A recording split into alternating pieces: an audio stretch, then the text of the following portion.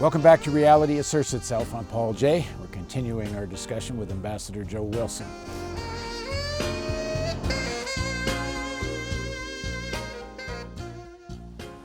So, explain to me, if you can, the mindset of military planners behind a $765 billion budget. As I mentioned in an earlier segment, the Secretary of Defense justifies it, that it's all about China.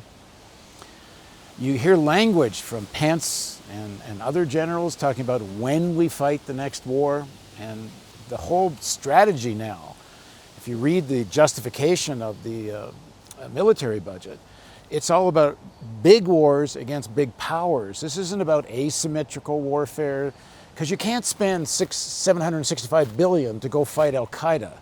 You can't build, I think they're planning a dozen Ford-class aircraft carriers at $14 billion apiece. You don't need that to go fight some local fight somewhere. Are they seriously thinking they're going to have a fight with China? If you build the military and you buy all the toys, you're going to want to use them. And that ends up being the problem, that we've got all this and use it or lose it. And if you don't use them, you don't get to replace them. And if you don't get to replace them, you don't get to spend any more money. No, it is, if I were President of the United States, the first thing I would do is I would fire every 4-star general in the military.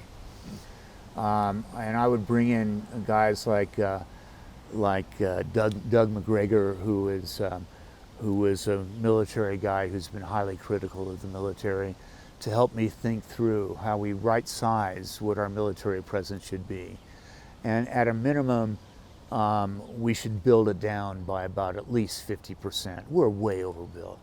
I mean, let's not forget, we really only have one foreign border, and Donald Trump is building a wall along that border at $1.7 billion per mile.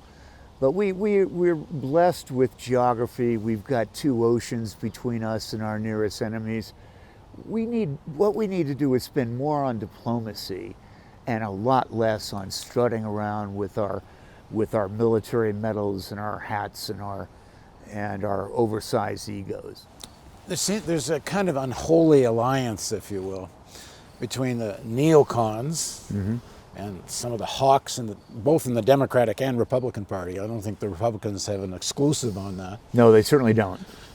And even a section of evangelical and religious movements that are active in the military, at even up to some of the highest leadership levels, some of whom are apocalyptic in their view.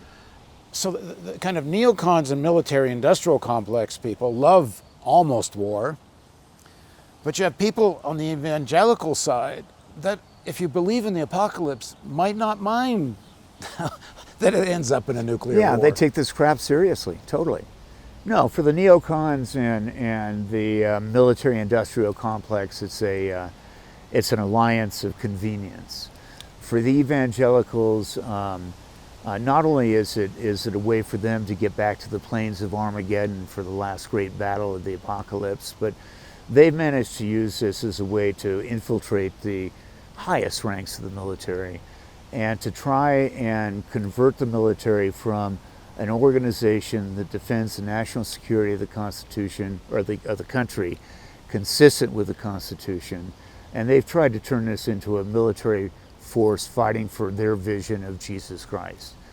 And they have penetrated the chaplaincy corps in ways that are absolutely disgusting, where the chaplains their responsibility was always to minister to the needs of the soldiers and their families in times of need, either in the hospital, grieving or whatever, not to impose their view of what the right religion should be. And now these guys are all they do is not minister, they proselytize. So if you're a young kid at the Air Force Academy, where Trump gave, I guess, his graduate address. Bless especially our keynote speaker and the President of these, our United States, President Donald Trump. You're a 20-year-old kid and you're in the chain of command, and somebody above you is a member of an organization, Ambassadors for Christ or something like that, and they tell you, come to our Bible study group on Friday. You can't say no. And it's a workplace violation, but it is also a violation of the fundamental separation of church and state, and it is a perversion of what the military's mission is, which is to defend the national security of the country and not to take Jesus Christ around the world. What is their version of Jesus Christ? Because my reading of Jesus Christ is not very compatible with any military. They haven't read the good parts of the Sermon on the Mount. That's not, it's really basically kill everybody who doesn't believe in your view of what... It's the Al-Qaeda view of Islam. Well, it is, of course it is. And it's highly patriarchal. It's very, very anti-feminist. It's very... It's sort of Old Testament biblical, without any real sense of the peace and love that, of course, was at the beginning of the Christian movement. It's Constantine's sword. It's basically Christianity from the time Constantine took the religion and militarized it, took it from a peaceful bunch of guys running around the Middle East spreading peace and love, and turned it into a sword, basically, a military thing. Religious and military power are coming together. It's a warning, and I hear it getting louder. I once interviewed a Canadian general, Louis Mackenzie, in a very frank moment said to me, we need soldiers who don't know history, who aren't very well educated, and who will go kill and die somewhere whenever we tell them to. Yeah. This is part of that? Well, I think, I wouldn't put it quite the way General Mackenzie put it, but I think they're as I used to say about some of the soldiers, we hire them because they're willing to butt their heads against brick walls until the brick walls fall. But at the end of the day, we have an obligation to those we put in uniform and ask to do that duty. And one of the obligations is to be there for them for their spiritual needs, and not to try and change their religious beliefs or to change their patriotism from country to some version of Jesus Christ. And how successful? As a Jewish friend of mine once pointed out to me, it's amazing. We had this smart young Jewish rabbi, and now he's the Messiah for all the Christians. Well, it's also ironic, so much of this is support for the right wing of Israel, but come the apocalypse, most of the Jews in Israel would end up in hell. Oh yeah, when the rivers flow with blood after Armageddon, it's going to be the Jews who haven't converted who are going to be right there. Talk about unholy alliances. The best bumper sticker I've ever seen was one that said, "After the rapture, can I have your car?" And the other one was, "Look busy, Jesus is watching." How successful have they been in infiltrating the military? Way too successful. We fight that fight every day. And you're saying at the highest levels? Oh yeah. Oh sure. Oh yeah. We're in the middle of a fight with the brigadier general now, who runs a command. And it's all about Jesus. It's all about his vision of Jesus, and I think we're in the middle of a legal fight with him right now, some sort of fight. Who's we? The Military Religious Freedom Foundation.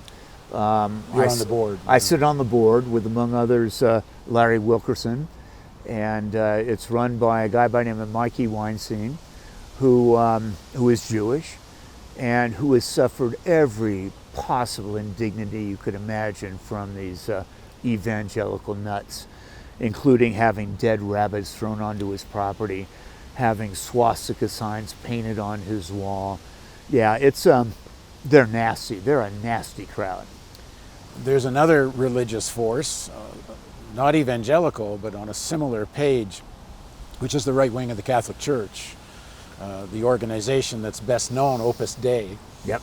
And they're right now in a fight to try to bring down Pope Francis. Steve Bannon is very close to Opus Dei. I don't know if he is Opus Dei, but he certainly works closely with Cardinal Burke and others who are very anti-Francis and are advocating this cathartic war against the East, against Islam, against China. And I believe that we've come horribly off track in the years since the fall of the Soviet Union, and we're starting now in the 21st century, which I believe strongly is a crisis both of our church, a crisis of our faith, a crisis of the West, and a crisis of capitalism.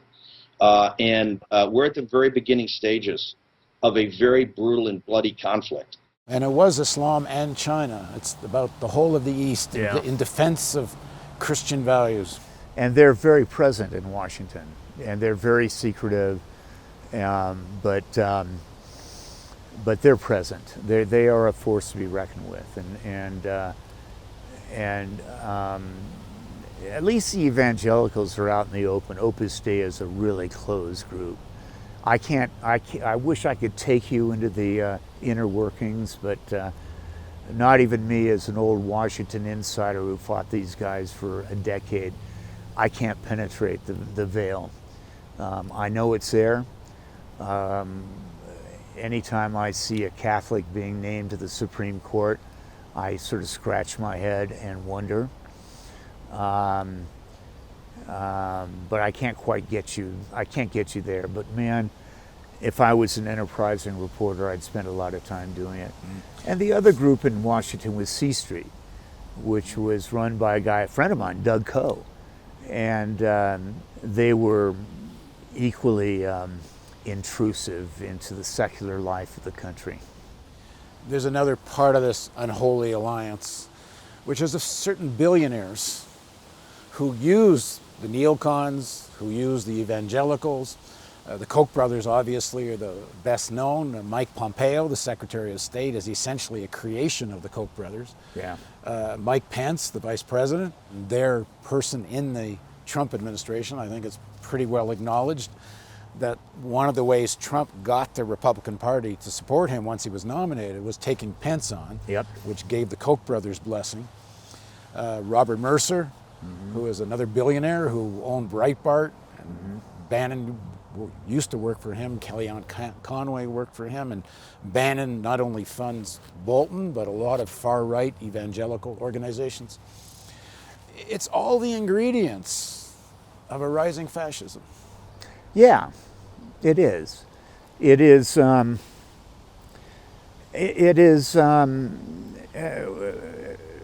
It's going to get worse here before it gets better, because we're not yet at the point where we're ready to have a revolution to overthrow the plutocrats and those who now have enormous control over our government. But you know, I always sort of liked the revolutions of 1870, when the Italians rose up against all the landowners and they forged their the new alliance, and we're not quite there yet. We're at the point where that ultra wealthy class that is so destructive for a broader society. They have way too much power, but we're not yet there. We're at the point where we're ready to take them on as a. And the problem with the timing of all this is climate. The climate crisis, there isn't time to get there. We have such a short window. A matter of last sort of apocalyptic version I heard was from a Harvard emeritus scientist who says within 5 years there may be no permanent ice north or south. Yeah. How do these guys not face up to such a crisis? How do they? I understand a public denial, but privately they must know this is true. One of my dear friends is Jay Inslee, who's now governor of Washington State, who was twice a congressman from two different districts in Washington, He's now running for president.